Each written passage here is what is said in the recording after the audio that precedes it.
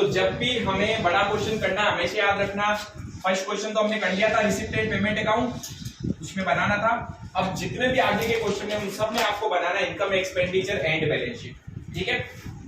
एक बार मैं थोड़ा सा वापस आपको रिवाइज करा दूं, आपको याद हो तो हमने कहा था फाइनल अकाउंट में 3 तरीके के अकाउंट बनाता है। सबसे पहले बनाता है रिसिप्ट एंड पेमेंट अकाउंट, जिसमें क्या आता है, जिसमें सारे तरह की यानी जितने भी तरीके की हमारे पास में रिसिप्ट या पेमेंट है वो सब आ जाती है।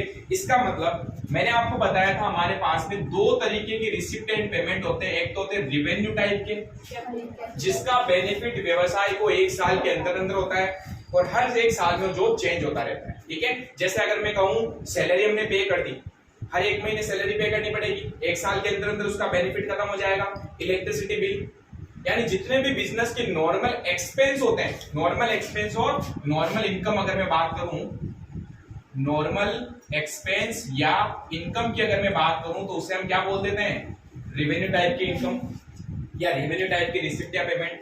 दूसरा होता है यहाँ पर कैपिटल। कैपिटल का मतलब होता है जिसका रिलेशन किससे हो, एसेट्स एंड लायबिलिटी। अब हमें पता होना चाहिए कि एसेट्स एंड लायबिलिटीज क्या होती है।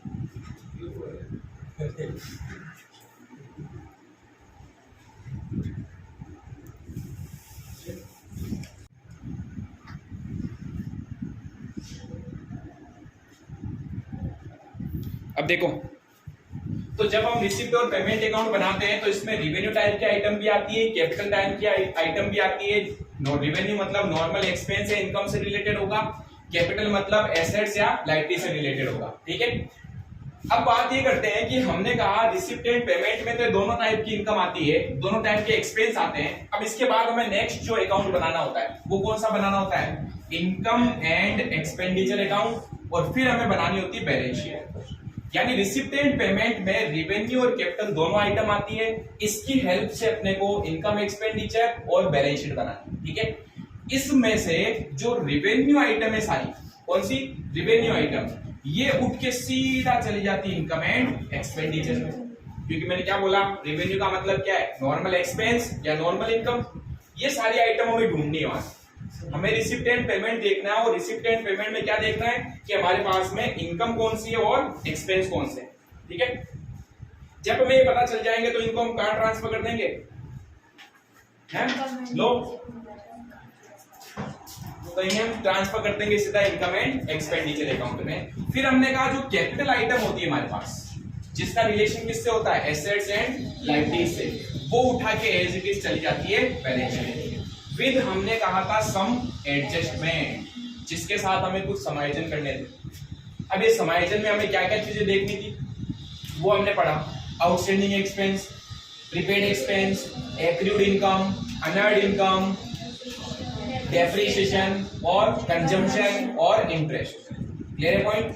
चलो अब अपन इस क्वेश्चन पे आते हैं जहां पर आपको रिसिप्ट एंड पेमेंट दे रखा है, ये आपको हमेशा देगा, आपको पूछेगा क्या, ये देख के पूछेगा एक तो ये बनाओ और ये बनाओ। यानी हमें करना क्या है, हमें सिर्फ ढूंढना है रिसिप्ट एंड पेमेंट अकाउंट में रिवेन्यू आइटम कौन सी, ठीक है। यानी जो हमारी बिजनेस की ऑपरेटिंग एक्टिविटीज से रिलेटेड होती है, नॉर्मल जो हम भुगतान करते रहते हैं या जो नॉर्मली अपने को प्राप्त होता रहता है।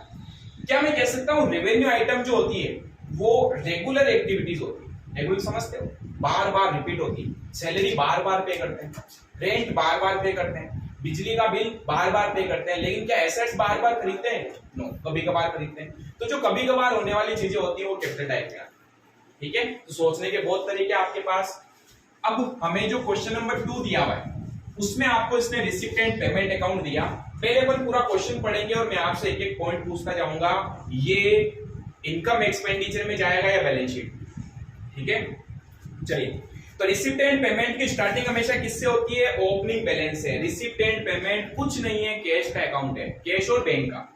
आपने 11th क्लास में कैश बुक बनाई थी जहां कैश और बैंक के कॉलम होते थे, डेबिट में जितनी भी रिसिप्ट होती थी हम लिखते थे और क्रेडिट साइड में जितने भी पेमेंट होते थे वो लिखते थे, वही है ये। डेबिट में सारे रिसिप्ट दे रखी है, लेकिन रिसिप्ट से पहले हमारे पास साल के स्टार्टिंग में कितनी कैश पड़ी वो दिया हुआ है, यानी ओपनिंग बैलेंस। ओपनिंग बैलेंस के बाद जितनी रिसिप्ट हुई वो दे रखा है, जितने भी हमने एक्सपेंस किए या पेमेंट किए वो दे रखे हैं, और साल के एंड में कितनी कैश बची वो बता रखा होता है, ठीक है। तो देखिए सबसे पहले इसने लिख दिया बैलेंस बीडी। बैलेंस बीडी का मतलब है साल के स्टार्टिंग में हमारे पास में क्या क्या था। साल के स्टार्टिंग में हमारे पास कैश एट बैंक था 22,000 और कैश इन हैंड था कितना था 8,800। कॉन्सेंट्रेट 8,800 टोटली हमारे पास कैश पड़ी। अब मुझे एक बात बताओ, ये कैश इन हैंड और कैश एट बैंक जो है वो क्या है? क्या रेवेन्यू आइटम है या कैपिटल आइटम? Capital item. ये एसेट्स होती है हमारे लिए, तो कहां जानी चाहिए? बैलेंस शीट में। क्या इनकम एक्सपेंडिचर में जाएगी? नो। आया समझ में? तो कैश इन हैंड और कैश एट बैंक जो है सीधा जाएगा बैलेंस शीट में। और कौन सी बैलेंस शीट में? ओपनिंग बैलेंस शीट में, क्योंकि साल के ओपनिंग में दिया हो। क्लियर? चलो अभी 2-4 क्वेश्चन पढ़ोगे ना तो दिमाग में ये आएगा कि अच्छा बनाना कैसे। ठीक है, अभी इस एक क्वेश्चन में तो अभी थोड़ा यूं लगेगा आपको, घबराने की जरूरत नहीं, इससे इजी चैप्टर नहीं है भाई।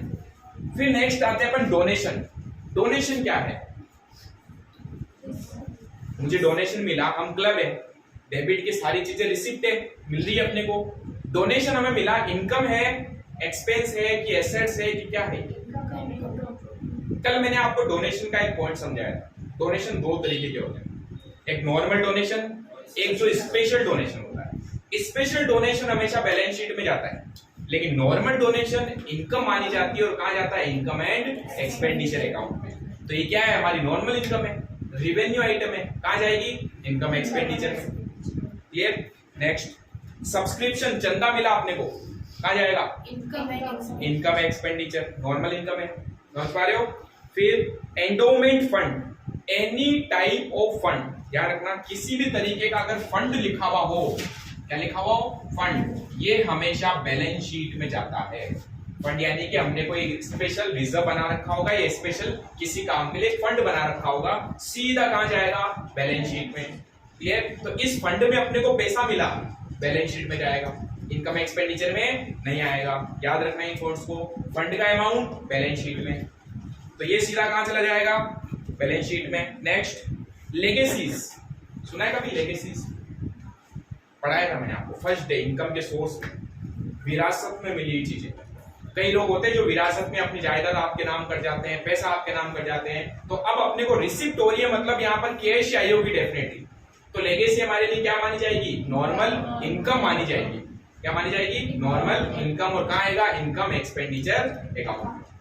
फिर इंटरेस्ट ऑन इन्वेस्टमेंट, इन्वेस्टमेंट पे इनकम, ब्याज मिला अपने को, कहां जाना चाहिए? इनकम है, मैंने पैसा इन्वेस्ट किया कहीं पर, उसके ऊपर मुझे ब्याज मिल रहा है, इनकम एक्सपेंडिचर में जाएगा। ये खाली इन्वेस्टमेंट बोल देता तो बैलेंस शीट, क्योंकि इन्वेस्टमेंट क्या होता है? एसेट्स। जैसे हम एसेट्स खरीदते हैं, एसेट्स तो बैलेंस शीट में जाता है, लेकिन उस एसेट्स पे लगने वाला डेप्रिसिएशन इनकम एक्सपेंडिचर में आता है।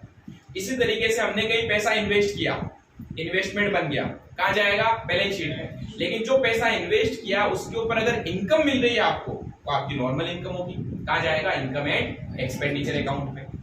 Next interest on deposit, again पैसा डिपॉजिट करा रखा हमने कहीं पर, उसका ब्याज मिला अपने को, इनकम है भाई। बेसिक सी चीजें, कोई ज्यादा डिफिकल्ट नहीं है ये, है ना? ब्याज मिला, इनकम है। सेल ऑफ ओल्ड न्यूज़पेपर, पुराने न्यूज़पेपर बेच दिए, इनकम है, नकदी वाली आइटम।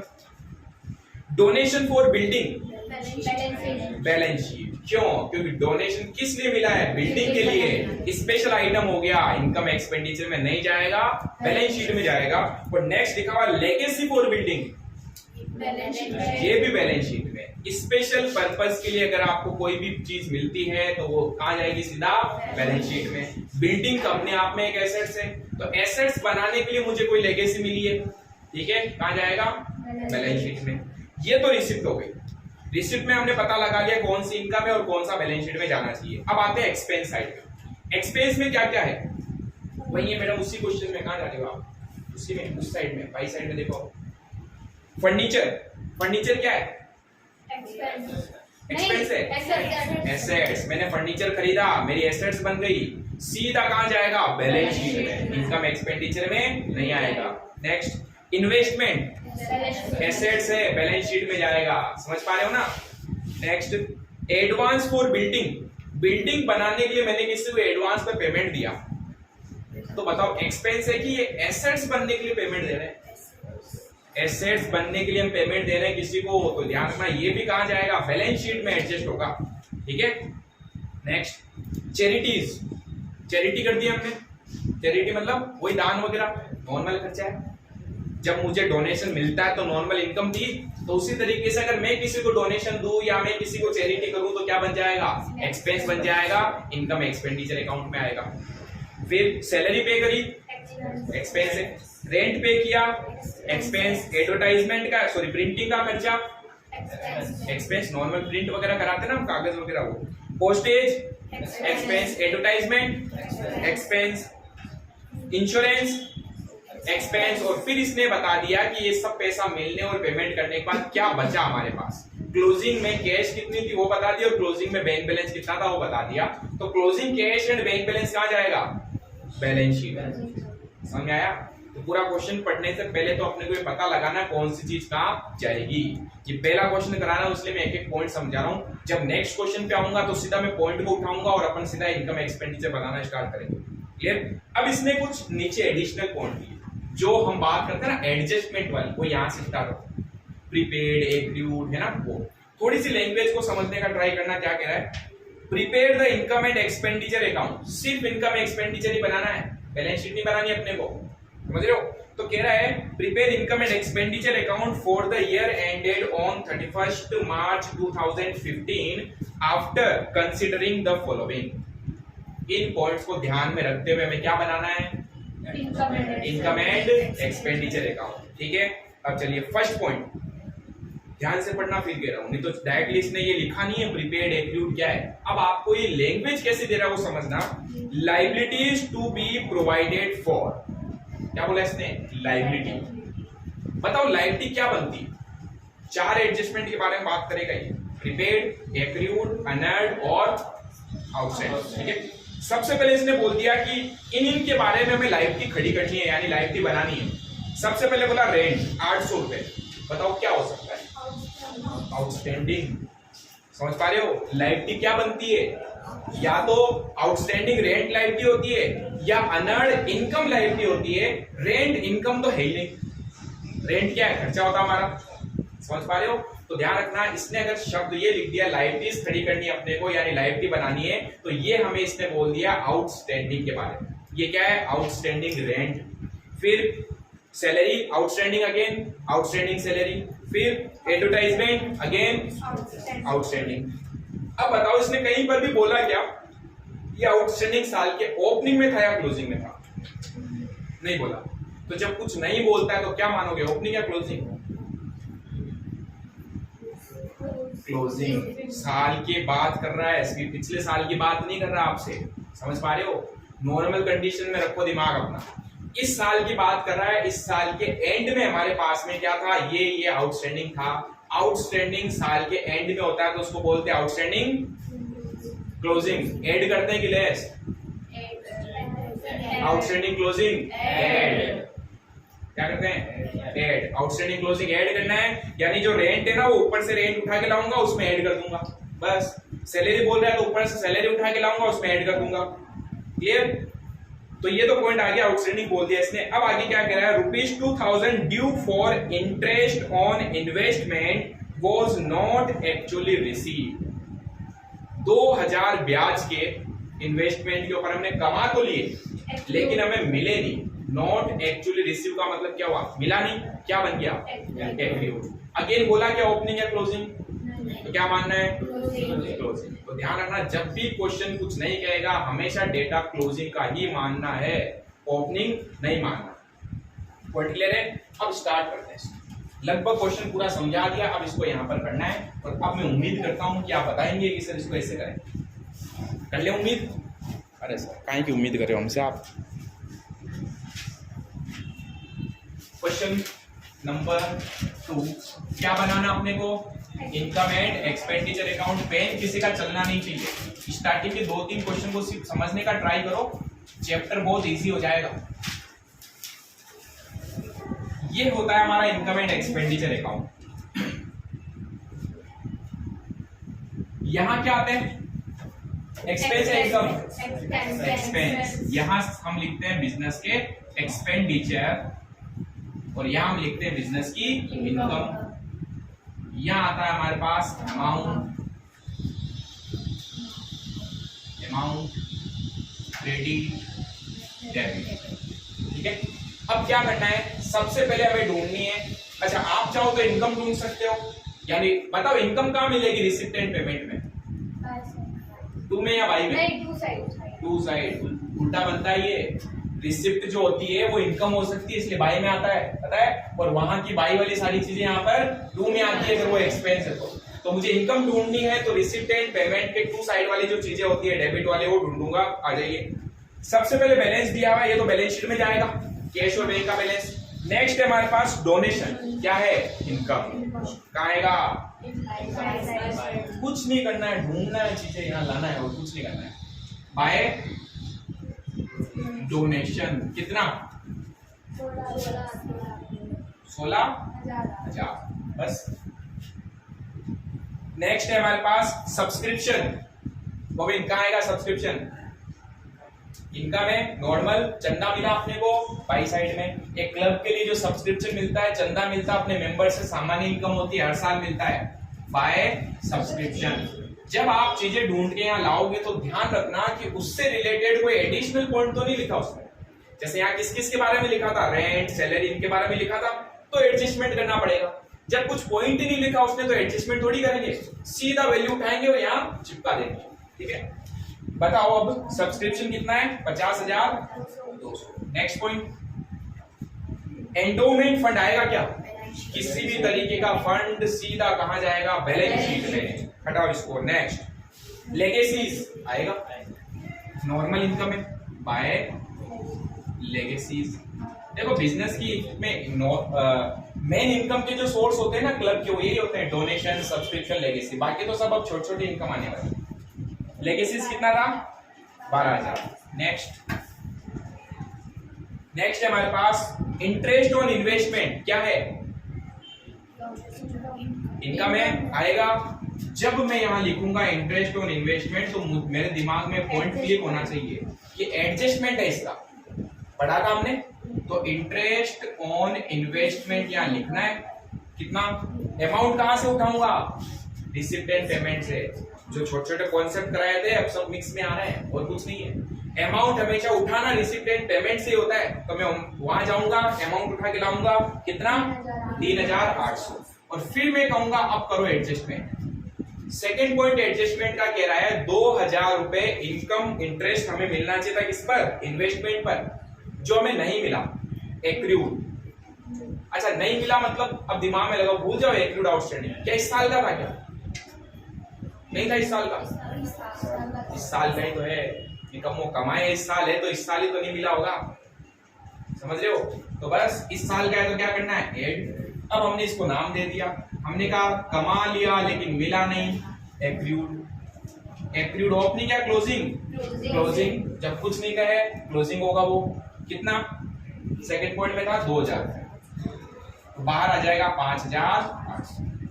तो मैं यहाँ एडजस्टमेंट क्यों करने बैठा, क्योंकि एडिशनल पॉइंट लिखा, यहाँ तो नहीं किया मैंने क्योंकि कुछ लिखा ही नहीं, जब कुछ लिखा ही नहीं वैल्यू उठाओ सीधा ट्रांसफर करो। ठीक है, next point, interest on deposit, क्या है, इनकम है, बाई साइड में, बाय इंटरेस्ट ऑन डिपॉजिट 800, सीधा बात, क्योंकि इसके बारे में और कोई पॉइंट नहीं लिखा। Sale of old newspaper, Deepa लिखाएगा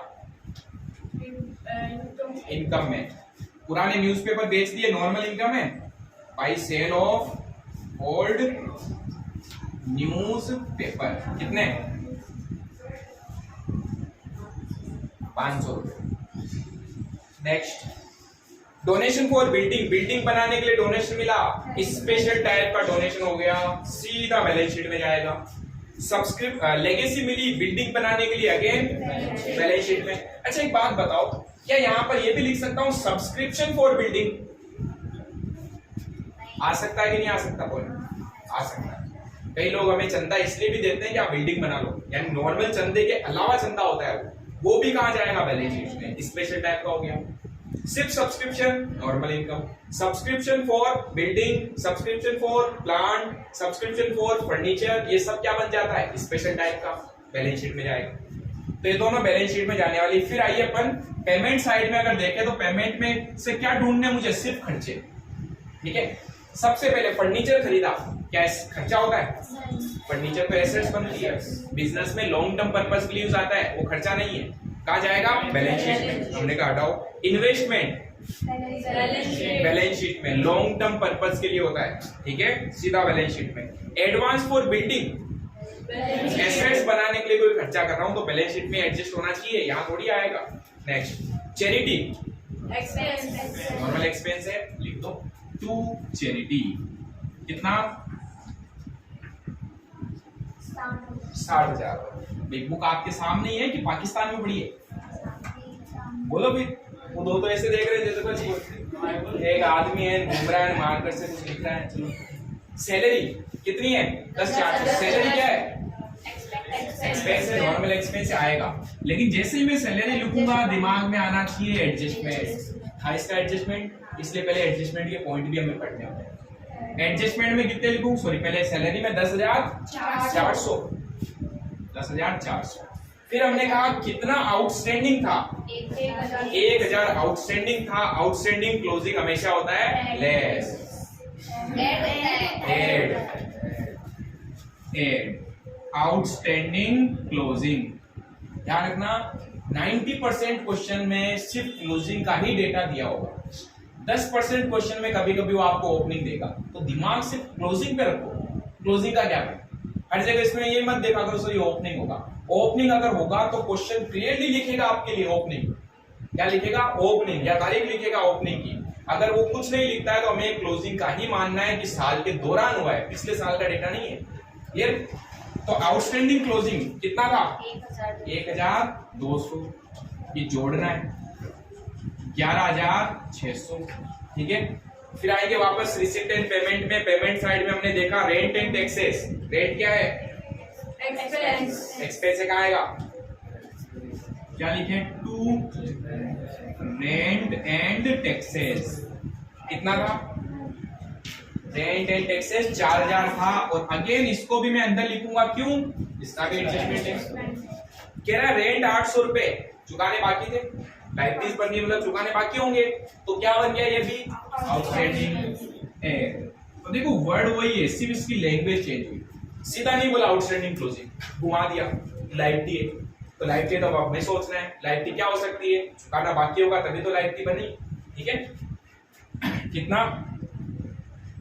800 जोड़ेंगे तो आ जाएगा 4,800। Next printing.